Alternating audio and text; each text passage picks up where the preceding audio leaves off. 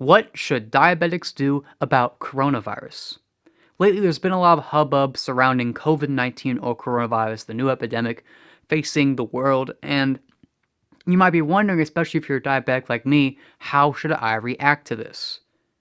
Am I at a lot of risk? What should I do to prepare? Today I'm going to go over all of that. Let's go over risk first, right? Because the biggest concern with us diabetics is how risky coronavirus is and what the mortality rate can be for us. Now, for most people, the general public, especially if you're young and you're healthy, your risk for having any ill complications other than normal flu symptoms is very low.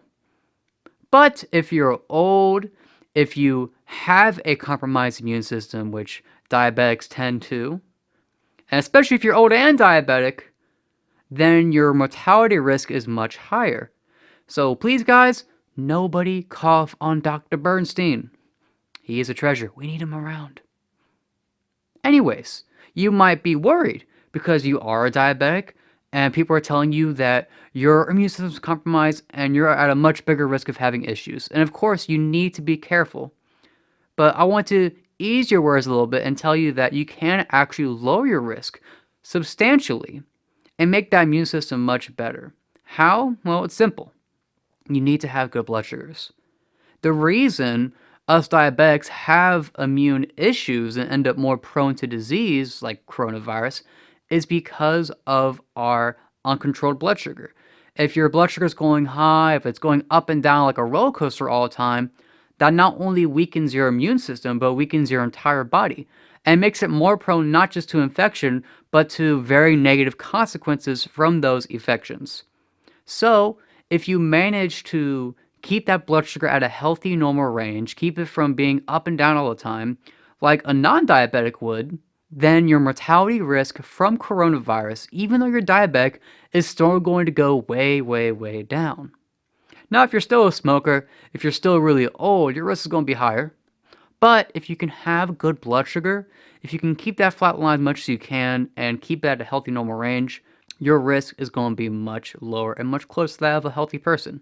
So that's the most important thing. Try to keep a good blood sugar.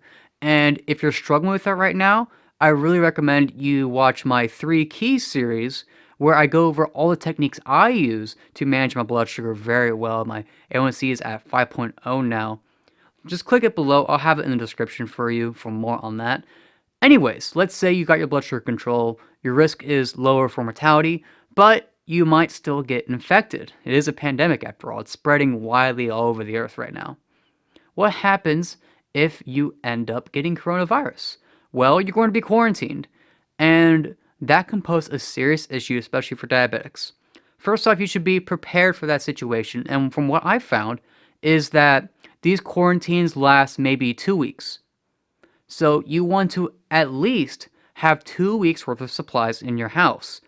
You need to have 2 weeks worth of food, water, toilet paper, so on, all the things you need to where you won't, if you end up quarantined, you won't have to leave the house. Now for food, it might be a little tough for us because, we try to avoid the carbs as best as we can, and most foods aren't necessarily shelf-stable, but you can get a lot of canned foods. I get a lot of canned meat from Aldi, a lot of canned roast beef, and that does me pretty well. I have enough of that to last me a few weeks. You can also get frozen foods, canned vegetables, eggs can actually last a long time in the fridge as long as the power doesn't go out. But make sure whatever it is, you have at least 2 weeks worth of food stockpiled in case you end up getting quarantined. You don't want to be stuck without it. Now, of course, aside from food, bottled water, toiletries, and other necessities, the biggest concern for diabetics is insulin. How do we make sure we have enough insulin when we don't run out if we end up quarantined in our house? Unfortunately, a lot of us, especially in the States, have to deal with our insurance companies and our doctors, and they can be very strict about how much insulin we have at any given time. So you might only have enough insulin right now to last your next refill. And you might end up in a situation where you're under quarantine for 2 weeks, but you only have enough insulin for 1 week, and that would be a big issue. So what I would encourage you to do, if you can, at least try, is to try to get that next refill early. Try to pick it up as soon as you can, so that way you have that extra stockpile just in case you end up in that situation and you're less likely to run out. As long as you don't open that insulin, it's going to last for a while. And if you end up not getting coronavirus, well, you still have that insulin. You can just use it when you're ready to.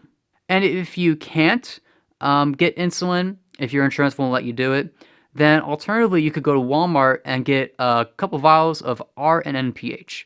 Now, these insulins aren't ideal for a lot of people, but it's better than nothing. They only cost 25 bucks a vial, and plus, you don't need a prescription. You don't need permission from your doctor or any insurance to get them. You can just get them right over the counter.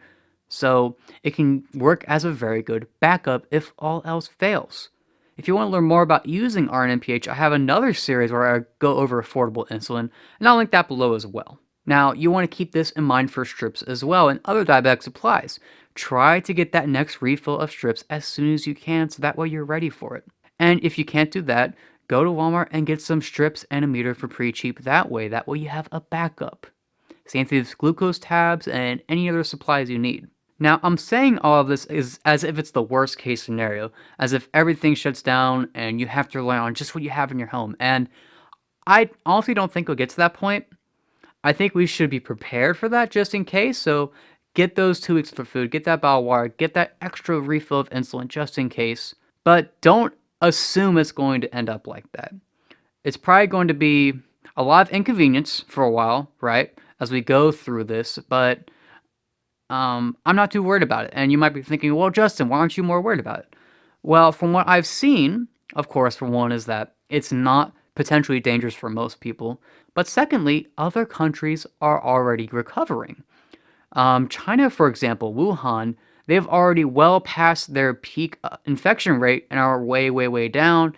Deaths are way, way, way down, and so on. And the same thing with a lot of other countries. What they have already gone through, and it's only been a couple months now, right? Is their infection rate has gone up and up and up and up, and that's where we're at right now in the US. But now, after implementing those quarantine controls, now infection rate is going way, way, way down again. And all those people, or at least the vast majority of them, are recovering. Now, hopefully in the US, as few people as possible get infected, and as few people as possible die. But I don't think, no matter what, it's going to last forever. So life isn't going to shut down. We're going to be inconvenienced for a while, and it's going to suck for a little bit, for sure. You want to be careful. You want to wash your hands. You want to not touch your face. You want to prep and prepare just in case the worst happens. But don't panic. You don't need to assume the worst. It's going to be okay.